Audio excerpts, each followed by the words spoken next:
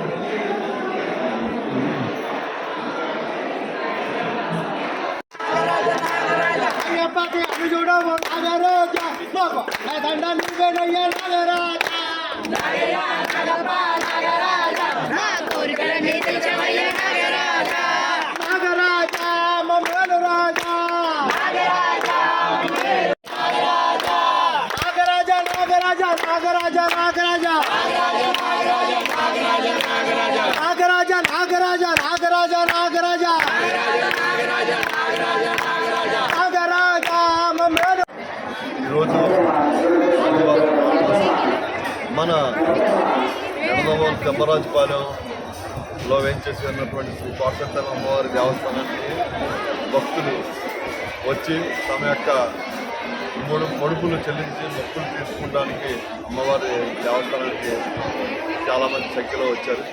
వాళ్ళందరికీ కూడా దేవాలయ ధర్మాదాయ శాఖ అన్ని ఏర్పాట్లు చేయడం జరుగుతుంది.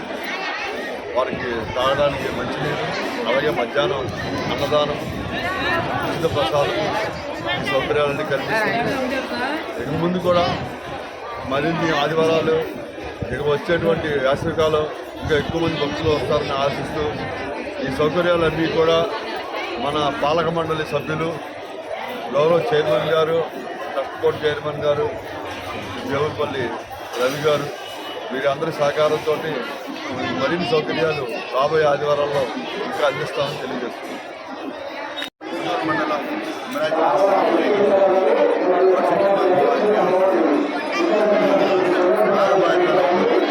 చాలామంది భక్తులు అమ్మవారి దర్శనార్థం రావడం జరిగింది.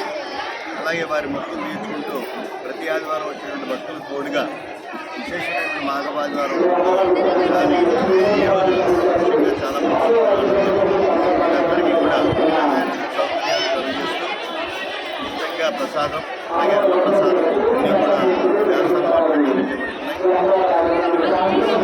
ఆదివారాల్లో ముఖ్యంగా అమ్మవారికి ప్రత్యేకమైన అలంకారం కూడా చేయడం జరిగింది. ఆదివారం ప్రతి ఆదివారం మంగళవారాలు ఈ అమ్మవారి భక్తులు ఇంకా ముందు ఇంకా ఎక్కువగా వస్తూ అమ్మవారికి పాత్రలు అవుతారని చెప్పి మేము మనసారి కోరుకుంటున్నాం.